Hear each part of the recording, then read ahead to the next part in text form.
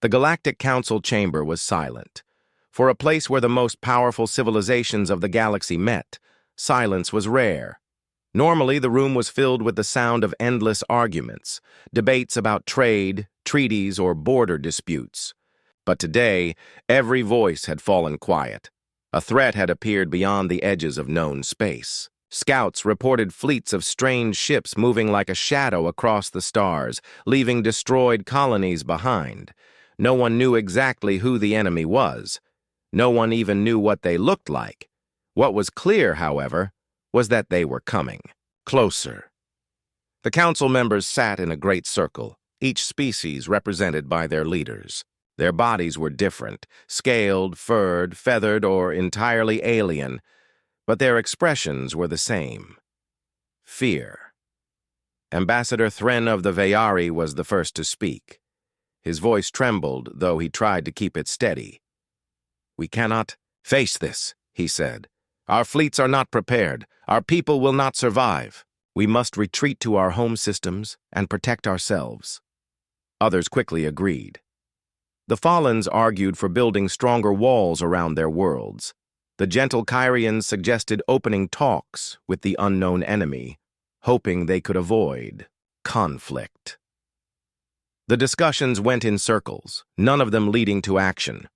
At the far edge of the chamber, a small group of humans sat quietly. They were new to the council, newcomers to galactic politics. To most of the galaxy, Earth was a dangerous and strange place. Its storms violent, its predators fierce, and its people too stubborn to give up. For this reason, humans had been given the uneasy title of Deathworlders. Many species avoided them. Some whispered that humans were reckless, even unstable. Yet now, as the council panicked, all eyes slowly turned toward them. Captain Elias Ward, the human representative, rose to his feet. He was not dressed in elegant robes like the others, but wore a simple uniform, worn from travel. His dark eyes swept the room, meeting the gaze of each frightened leader. "You all sit here and tremble," he said, his voice calm but firm. "But trembling will not stop what is coming. Hiding behind walls will not stop it either. The enemy is moving forward, so must we." Murmurs broke out at once. The council chamber echoed with voices. Some shouted that humans were too bold. Others whispered that perhaps boldness was what they needed. Ambassador Thren of the Veyari scowled. "You speak of moving forward, Deathworlder, but you do not understand. These enemies destroyed an entire mining colony in minutes. What can you do against such power? What can humans do that the rest of us cannot?" Captain Ward did not flinch. Instead, he gave a small smile, one that carried both confidence and something else, something harder to define. "We can stand when others fall," he said. "We can keep walking when fear says stop. Our world taught us that. Earth is not easy to live on. Every storm, every winter, every danger, it taught us how to survive, not by hiding, but by facing it head on." The council fell silent again. His words carried no arrogance, only truth. One of the Kyrians leaned forward, feathers trembling slightly. "But survival on a single world is different from survival against a fleet of enemies." Ward nodded. "Yes, but survival begins with courage, and courage begins with a choice. You can sit here and wait for the darkness to reach you, or you can choose to face it together." Still, hesitation filled the room. The aliens' fear was deep, their memories scarred by past wars. None wanted to take the first step. Finally, another human, Commander Aisha Wren, spoke up. Her voice was softer, but no less steady. "Perhaps you think we are reckless. Perhaps you think we are too eager for danger. But ask yourselves this. If no one acts, what happens to your homes, to your children? Fear does not protect them. Action does." The chamber filled with silence once more. Leaders looked at one another, uneasy, unsure. None were ready to move, not yet. But a seed had been planted. Ward straightened. "Very well. If the Council cannot decide, then humanity will act alone. We will take our ships into the dark frontier. We will face this threat and learn what it truly is. And when we return, we will bring answers. The words rang out like a challenge, like the first sound of a storm breaking. The other species stared at him in shock. Some muttered that humans were mad. Others felt a stirring inside, something they had not felt in a long time. Hope. Ambassador Thren shook his head in disbelief. You will march into the unknown with only a handful of ships? Do you not fear death? Ward's smile widened slightly. Of course we fear it, but fear is not the end. Fear is the beginning, and it is what we do after fear that defines us. Those words hung in the air, echoing in the minds of every alien in the chamber. For a long moment, no one moved. Then the council session ended, the leaders retreating to their chambers, their thoughts heavy. But one thing was certain. The humans had stepped forward when no one else dared. Outside the chamber, Ward stood with Commander Wren, gazing out at the stars through the great viewing window. The galaxy stretched before them, dark, endless, and filled with dangers unknown. Do you think they will follow us? Wren asked quietly. Ward crossed his arms. Not yet, but they will watch, and when they see that we do not break, when they see that we can face the storm, they will remember. Fear makes them hesitate, but courage can spread. Wren nodded, her eyes reflecting the starlight. Then we go first. And so, while the galaxy trembled in fear, the Deathworlders prepared to step forward. The next meeting of the Galactic Council was quieter than before, but the tension was still there.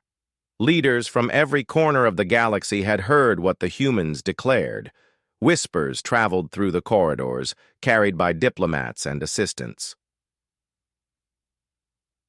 Deathworlders will go into the unknown. Some spoke with disbelief, others with worry, and a few with curiosity. No species was fully ready to admit it, but they all felt something they hadn't felt in years. Someone had stood tall when everyone else had bent under fear.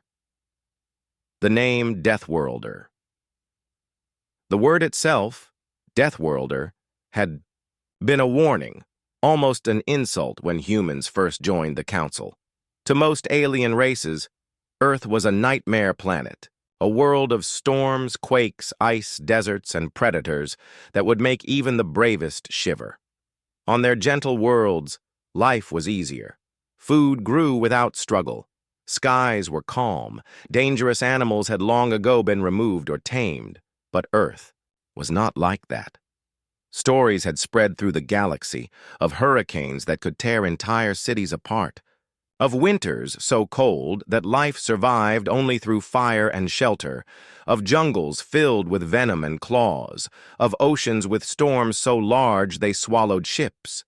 To alien eyes, such a world was unlivable, yet billions of humans thrived there. They didn't just survive, they built nations, machines, and dreams. This was why the Council had given them the title of Deathworlders.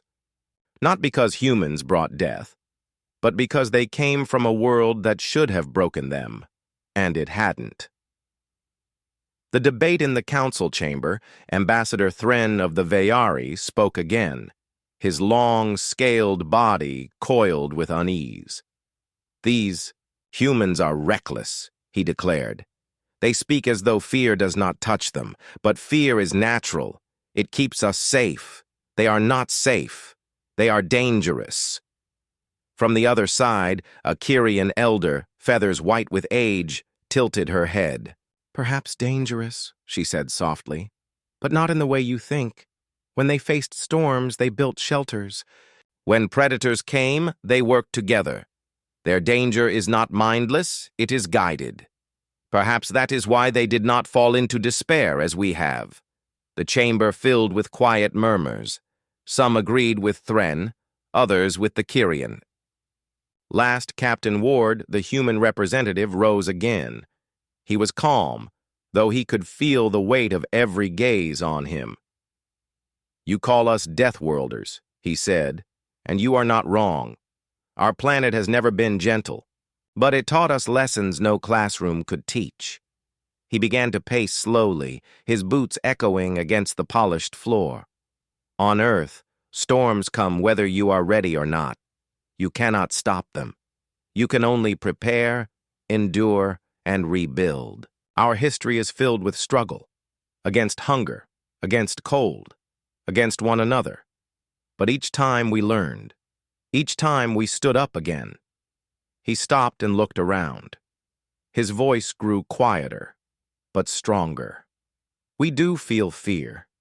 Every time. But fear on Earth was never a signal to stop. It was a signal to act." Alien observers among the listening crowd was Leora, a young scholar from the gentle Kyrian species. Her people had always believed humans were too bold, too wild. Yet now, watching Captain Ward, she felt something she could not explain. She thought of her own world. The skies there were calm blue, the fields endless and green. Her people rarely faced hunger or storms. They had lived in peace for thousands of years, but they had grown soft. Fear was foreign to them, and when it came, it crushed them. But humans seemed to treat fear as a companion. Later, in the quiet halls of the council station, she whispered to her teacher, "Perhaps the galaxy gave them Earth for a reason. Perhaps the galaxy knew one day we would need them." Her teacher only nodded, saying nothing. The mission. While debates continued, the humans did not wait. Their ships, small compared to the mighty fleets of older civilizations, were already being prepared.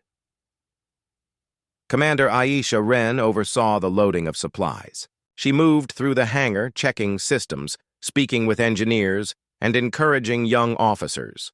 Every one of them knew the risks, but none hesitated. An alien visitor, curious and doubtful, approached her. He was a tall Falhan with silver, fur, and large, anxious eyes. "Why do you go?" he asked. "Your council gave you no command. You have no support. Why risk yourselves?" Wren paused, then gave a small smile. "Because someone must go. Waiting will not protect us. We would rather face the storm and learn the truth than sit behind walls, waiting for it to come." The Falhan looked at her for a long time, then quietly said, "Your kind frightens us." Wren's smile did not fade. "We frighten ourselves sometimes, but fear is not the end. It is the beginning." Whispers of respect. As the human fleet prepared to depart, more alien eyes watched. What they saw surprised them. Humans laughed together, even while strapping on armor and checking weapons. They encouraged each other with simple words. They worked, long hours without complaint, fixing ships until their hands were raw.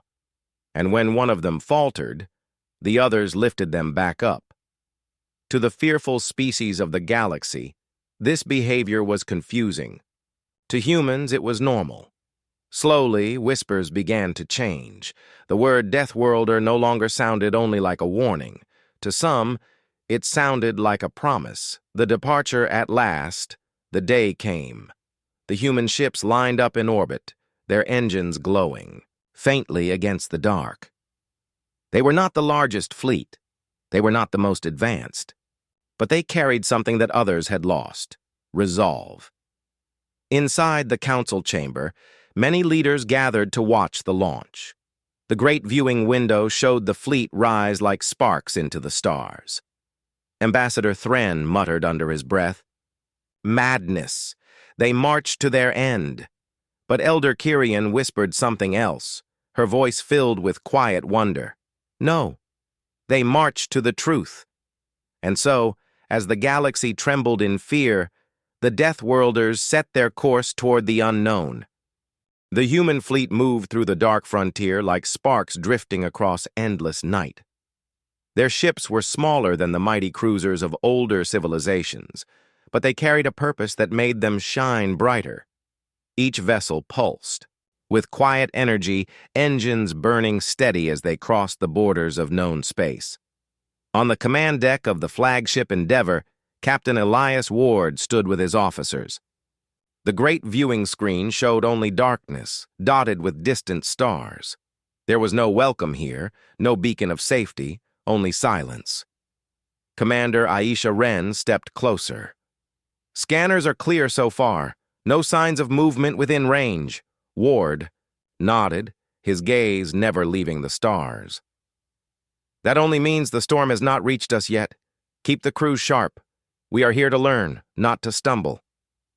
Alien observers among the fleet were a handful of alien observers sent by the Council.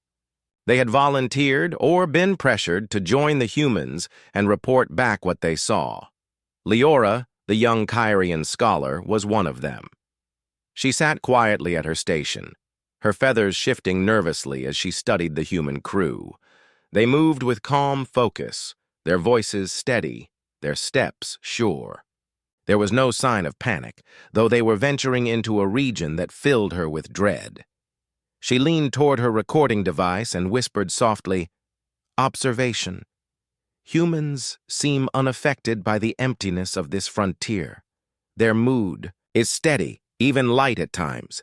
It is difficult to understand how they can remain calm while walking into danger." A human engineer nearby overheard her whisper and gave her a grin. "It's simple," he said kindly. "We've always lived with danger. This is just another kind of storm.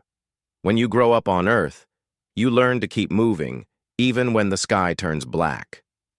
Leora blinked, unsure how to answer. She simply wrote down the words. Signs of ruin days passed as the fleet moved deeper. Then, on the 7th day, scanners picked up something. "Captain," a sensor officer reported, "we've found debris, large field, spreading across several 1,000 kilometers." The screen shifted, showing broken metal floating silently in space. Shattered hulls, scorched fragments, drifting pieces of ships that had once carried life. The alien observers gasped. Leora covered her beak with her feathers. Another observer, a Falhan, lowered his ears in sorrow. Ward stood silently for a moment, his jaw tight. Then he spoke. "Bring us closer. Record everything. We must know what happened here." The fleet slowed as they entered the field. Searchlights swept across the wreckage, catching glimpses of broken emblems, shattered bridges, and lifeless machines. "This was a trade convoy," Commander Wren said softly, reading the markings. "Civilian ships, not military. They didn't stand a chance." The alien observers trembled. To them, the sight was unbearable. But the humans pressed forward, studying, scanning, piecing together the story. Ward turned to his officers. "Mark this site. Send a beacon back to the Council. Let them know what we found." Then, in a quieter voice, he added, "And let it remind them why we cannot hide." Fear and resolve later, in the mess hall, the alien observers gathered with the human crew. The atmosphere was heavy. "This is hopeless," muttered the Falhan observer. "If even civilians are destroyed so easily, what can any of us do? We cannot face this enemy." A young human officer looked up from his meal. His face was tired, but his eyes were steady. "Hopeless? No. It only means we must be cleverer, stronger. Fear doesn't end the fight, it just tells us what is at stake." Leora tilted her head, studying him. "You do not despair?" she asked quietly. He shook his head. "Of course we feel despair. But despair is like a storm. It passes. What matters is what we do while it rages." His words stayed, with her long after the first encounter. The next morning, alarms rang through the ship. "Unknown signatures approaching," the sensor officer shouted. "Multiple contacts. Fast!" The viewing screen lit up, showing shadows moving against the stars.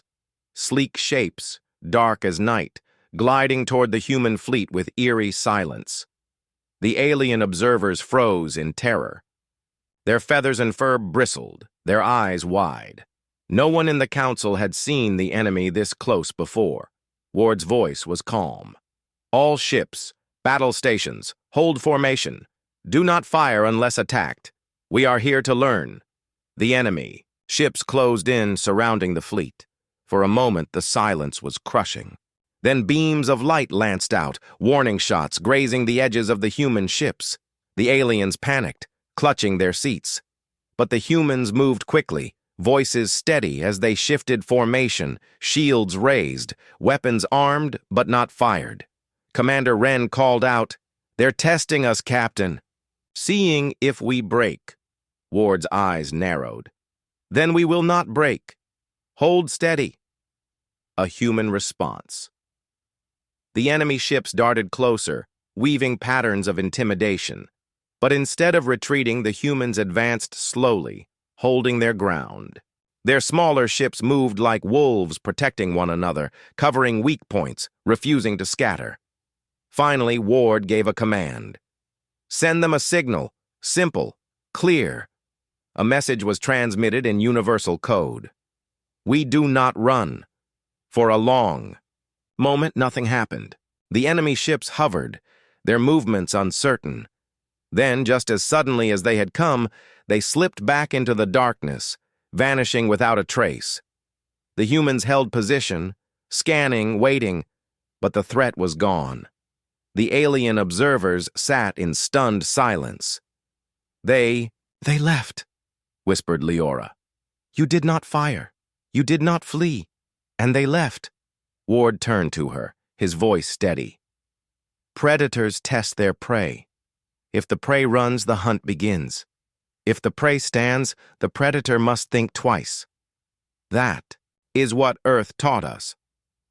The lesson later, as the fleet resumed its course, the alien observers gathered their notes.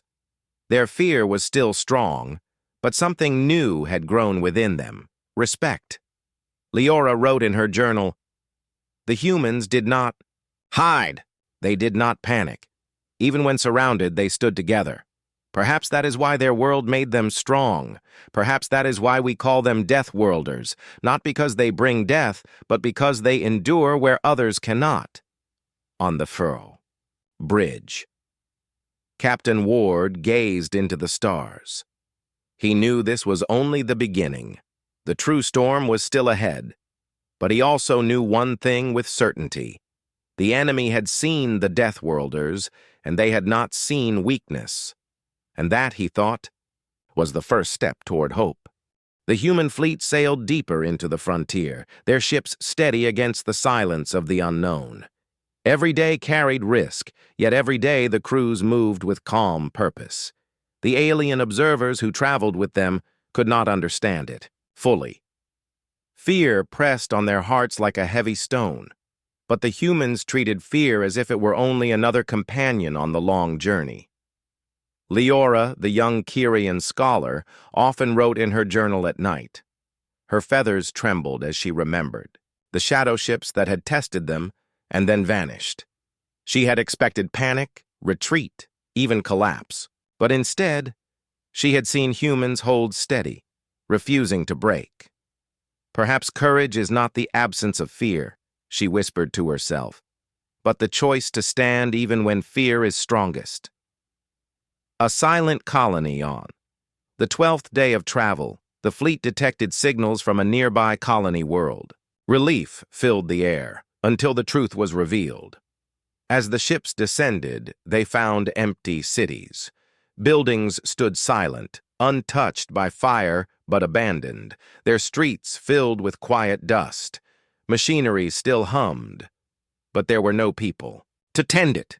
"It looks as if they left in a hurry," Commander Wren said, scanning the surface.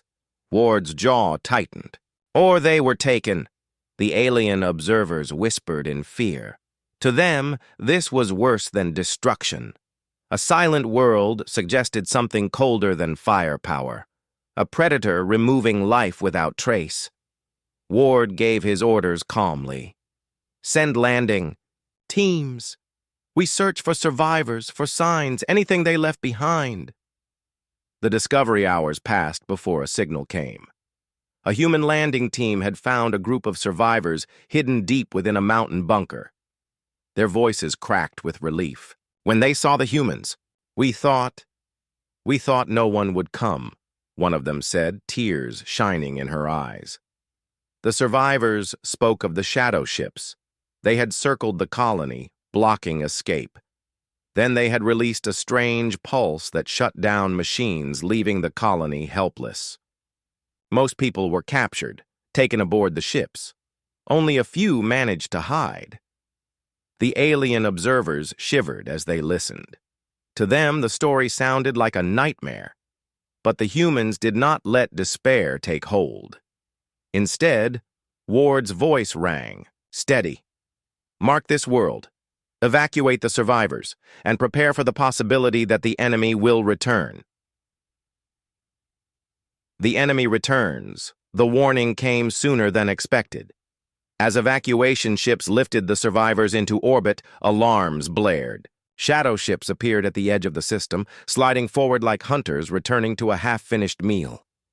Multiple contacts, the sensor officer reported. They're moving fast. The alien observers froze, feathers and fur bristling. This was what they had feared, a true attack. But the humans did not waver. Orders flowed smoothly across the fleet. Ships moved into formation, shields rose, and weapons came alive with quiet hums. Ward's voice was calm but sharp. Protect the evacuation ships, no matter the cost. The battle. The first strike came like lightning. Shadow ships fired beams of energy that tore across the sky, forcing the human fleet to scatter and regroup. The alien observers cried out, certain the humans would break. But instead, they watched something unexpected. Human ships moved not with fear, but with daring. Smaller vessels darted between enemy fire, distracting the shadows, while larger ships shielded the evacuation transports. The humans fought not for themselves, but for the weak. One transport ship was caught in the enemy's sights. A blast streaked toward it, enough to shatter its hull. "Transport 7 will not survive that hit," shouted an officer. Before the aliens could even breathe, a human frigate moved into the path of the beam. The blast struck its shields, ripping through metal, but the frigate held long enough for the transport to escape. On the observation deck, Leora gasped. They sacrificed themselves. For strangers. Her teacher, standing beside her, whispered, "No, not sacrifice, choice. They chose to stand in the fire so others could live." The battle raged on. The humans were outnumbered, yet they refused to retreat. Every maneuver was daring, every decision filled with resolve. They fought as if they had nothing to lose but everything to protect. At last, the shadow ships pulled back, slipping once more into the dark. They had tested the humans again, and had not broken them. The human fleet was damaged, one ship lost, several others scarred. But the transports and survivors were safe. In the council chamber later, that day, the alien observers delivered their report. For the first time in many cycles, their voices carried not only fear, but also respect. "They did not fight for conquest," Leora said softly, addressing the gathered leaders. "They fought for protection. They faced the storm, not because they are fearless, but because they believe courage matters more than fear. I saw it with my own eyes. The humans are not reckless. They are steady." The chamber grew quiet. Some leaders shifted uncomfortably, while others leaned forward, listening with new interest. The lesson of courage that night aboard the Endeavor, Captain Ward stood at the viewing window, watching stars drift slowly past. Commander Wren joined him. Her uniform torn from battle, but her eyes still bright. "They'll remember this," she said quietly. Ward nodded. "They should. Not our strength, but our choice. Fear told us to run. We chose to stand." Wren's voice softened. "You think they'll follow us now?" Ward was silent for a moment. Then he answered, "They will. Not today, maybe not tomorrow. But when fear comes for them again, they'll remember who stood first. And then they will rise." A turning point In that moment, the galaxy began to shift. The aliens had always whispered Deathworlder with fear. But now the word carried a new weight. It meant not only survival, but protection. It meant the will to stand when others fled. The humans had shown it in the silent colony, in the battle against impossible odds, and in the choice to place themselves in danger for the sake of strangers. And across the stars, whispers began to change. Perhaps the Deathworlders are not to be feared. Perhaps they are the ones who teach us how to face fear itself. News of the battle at the silent colony spread across the stars faster than light itself. The story was told and retold in council halls, market squares, and among ordinary travelers on distant worlds. At first, the story sounded unbelievable. The humans, newcomers, Deathworlders, had stood against the shadow ships and survived. They had even protected strangers, throwing their own ships into danger so others could live. To many species, such courage was difficult to imagine. Yet the reports were true. The survivors from the colony carried the same tale. The alien observers sent with the humans repeated it again and again. The Deathworlders stood when no one else dared. The council divides. Inside the Galactic Council chamber, debate burned hotter than ever. Ambassador Thren of the Veyari slammed his scaled hand against the table. "It is foolishness. The humans will get us all destroyed. Their courage is nothing but recklessness in disguise." But Elder Kyrian, her feathers glowing silver in the light, shook her head. "No. Reckless ones fight only for themselves. The humans fight for others. We cannot dismiss what we have seen. We cannot ignore the hope they bring." Murmurs spread across the chamber. Some leaders still clung to fear, wanting to seal their borders and hide. Others felt the stirrings of something they had not felt in many years: resolve. At last, one of the Fallens rose. His voice trembled, but his words carried weight. "Perhaps the humans are right. Perhaps survival cannot come from walls alone. If they can stand, why can't we?" The chamber fell into silence. The question lingered, heavier than any argument. The human fleet repairs, meanwhile, the human fleet rested in a safe orbit, repairing their battered ships. Hulls were patched, engines reinforced, and shields rebuilt. Commander Wren moved tirelessly among the crews. "Every ship must fly again," she told them. "We don't know when the enemy will return, but we do know we'll be ready." Despite the exhaustion, the humans worked with steady determination. They sang quietly while welding hull plates. They shared meals with laughter, even while bruised and weary. To the alien observers, this was almost more shocking than the battle itself. Leora wrote in her journal, "I begin to understand. The humans do not find strength in the absence of hardship. They find strength in facing hardship together. Perhaps that is their greatest power." The call for unity. Soon, messages began arriving from distant worlds. The Council had argued for cycles without deciding, but now individual species started to make their own choices. A small fleet of Kyrian ships sent a message. "We wish to join you. We may not be strong, but we will stand beside those who have courage." Then the Fallens, hesitant but firm. "Our people cannot hide forever. We will send ships." Even a few Veyari captains, ignoring their ambassador's protests, pledged support. "Fear can chain us," they said, "but courage can break the chains." One by one, more ships promised to rally. The numbers were small at first, but each pledge carried the weight of change. For the first time, the galaxy was not waiting in silence. It was answering the Deathworlders' call. The shadow returns. The enemy did not wait long. On the edge of a quiet star system, human scouts reported massive movement. Dozens of shadow ships gathered, larger than any seen before, their dark shapes blotting out the stars.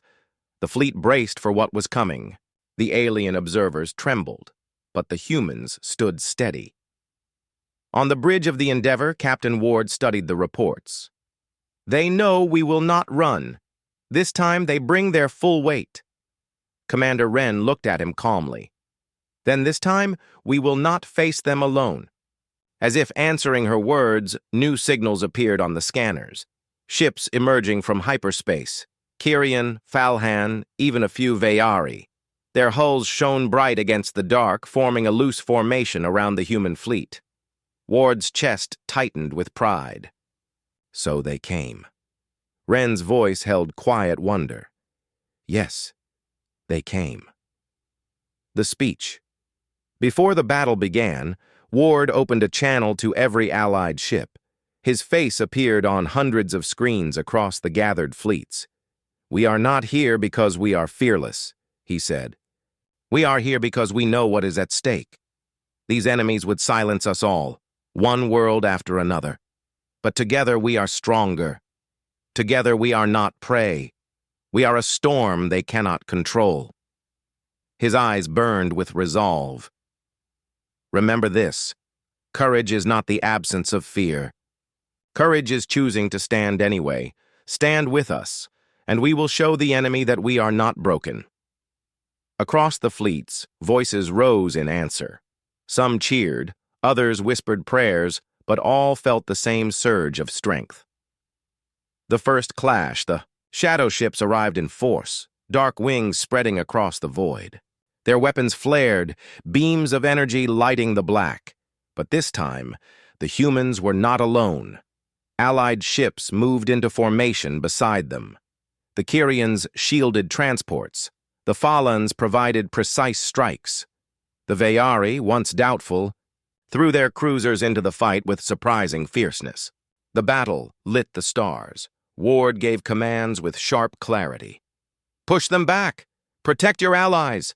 Do not scatter! Hold the line!" And for the first time, the galaxy held the line together.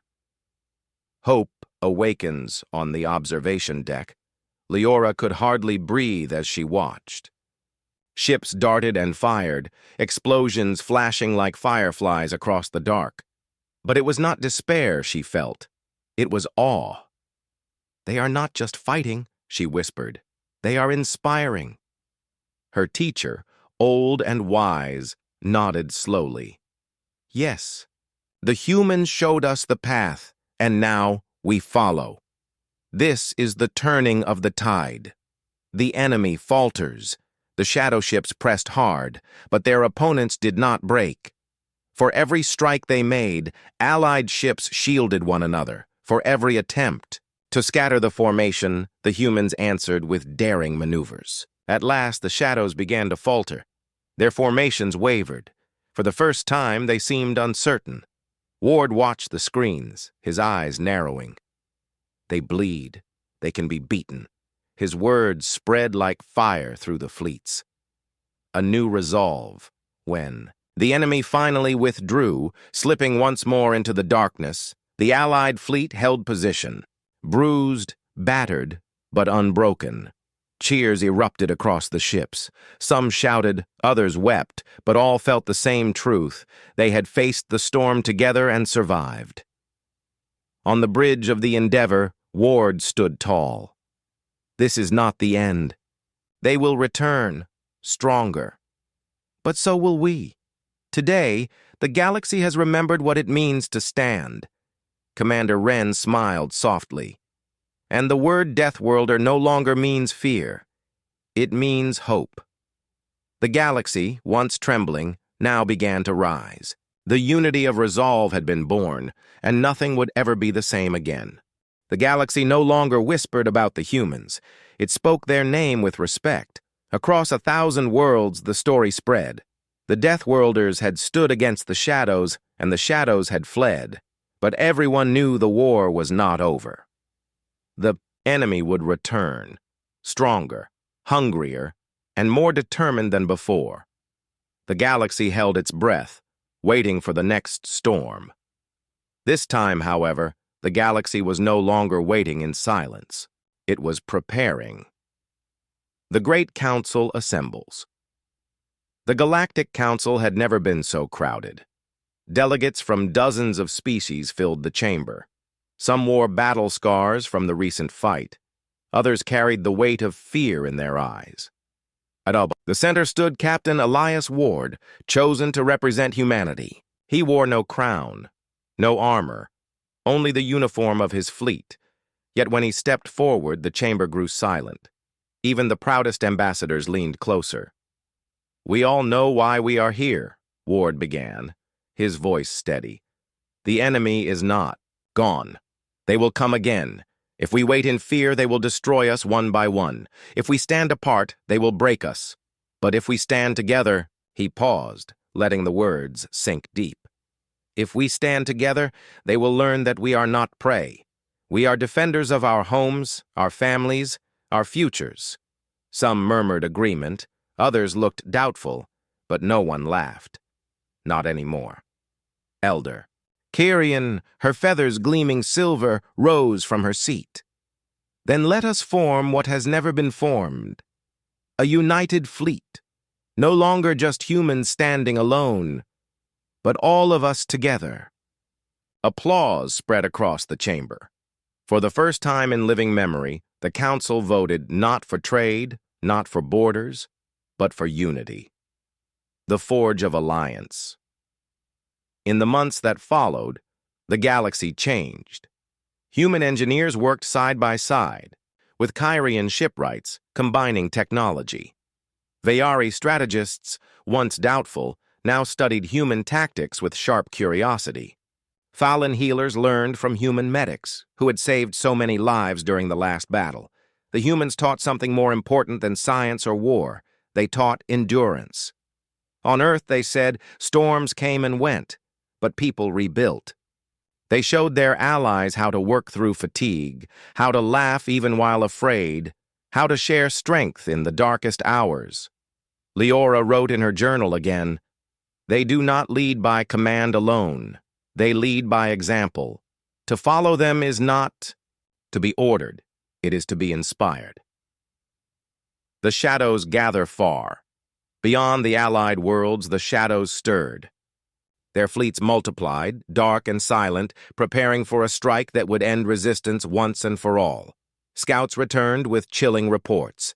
The enemy was building something vast, a ship the size of a small moon, armed with weapons unlike any seen before. It was designed to crush not just fleets, but entire worlds. Fear rippled through the Allied fleet. Some whispered that even together, they could not stand against such power. Ward, however, remained calm. "Fear is natural," he told them. "But remember this, the shadows fear us too. If they did not, they would not build such a weapon. They want us to believe we are small, but together, we are not small. Together, we are greater than any storm." The final battle, the day came when the Shadow Armada arrived. Stars vanished. Behind their ships, a curtain of darkness spreading across the void. At the center loomed their great weapon, its black surface glowing with lines of fire. The Allied fleet waited. Humans stood at the front, their battered ships repaired, their crews ready. Behind them, Kyrian wings spread, Falhan cruisers gleamed, Veyari vessels sharpened their formations. Even species who had once sworn never to fight now arrived, drawn by the courage they had seen. The battle began with a roar of light. Beams crossed the void, shields flared, and explosions bloomed like fireflowers. The enemy pushed forward with crushing strength, their great weapon charging for a strike that could shatter worlds. Ward's voice rang out across the Allied channels. "Hold the line! Protect one another! Remember why you fight! This galaxy is our home!" The humans fought fiercely, but it was the unity of the fleet that made the difference. When a human ship faltered, a Kyrian vessel shielded it. When a Veyari cruiser was struck, human medics guided Falhan healers to save the crew. It was no longer many species. It was one. The turning point, at last, the enemy's great weapon began to glow brighter, gathering power for its devastating strike. Commander, Ren studied the scans. If it fires, entire fleets will be lost. Ward's eyes hardened. Then we don't give it the chance. He ordered the human fleet forward, charging straight at the weapon. It was madness. Every calculation said they would be destroyed. But the Allied ships saw the humans move, and one by one, they followed. Kyrian wings spread beside them. Falhan cruisers locked shields. Vayari destroyers cut into the enemy lines. Together, they formed a spear of light that drove straight toward the heart of darkness. The shadows fired desperately, tearing ships apart, but the spear kept moving. The humans led, but the galaxy followed. At the last moment, Ward's flagship, the Endeavor, released every weapon it had left. The Allied fleet did the same. The combined fire struck the great weapon, and for the first time, the shadows screamed. The weapon shattered, breaking apart into burning fragments. The retreat with their greatest strength destroyed, the Shadow Fleet wavered. The Allies pressed harder, striking with fury born of survival and hope. One by one, the enemy ships fell back into the darkness from which they came. The galaxy watched in silence as the last of them fled, leaving behind wreckage, silence, and stars shining bright once more. Cheers erupted across the Allied fleet. Voices of dozens of species joined together in triumph. On the bridge of the Endeavor, Ward stood, weary but unbroken. "We have won a battle," he said softly. "But more than that, we have won a future. A new dawn when the fleets returned. Home, they were greeted not as separate species but as heroes of one united cause. Statues were raised, not of individuals, but of ships flying together. The humans, once feared as Deathworlders, were now seen differently. The word no longer meant danger. It meant courage, hope, and leadership. Elder Kyrian summed it best in the council. "The humans did not save us alone. They taught us to save ourselves together." The legacy of the Deathworlders, years later, children across the stars would hear the story. Teachers would tell them of the time when the galaxy trembled in fear, until the Deathworlders stepped forward, and the children would ask, "What did the humans do?" And the answer would always be, "They showed us that fear does not decide our future. Courage does." And with that, a new era began, an era not of shadows but of unity.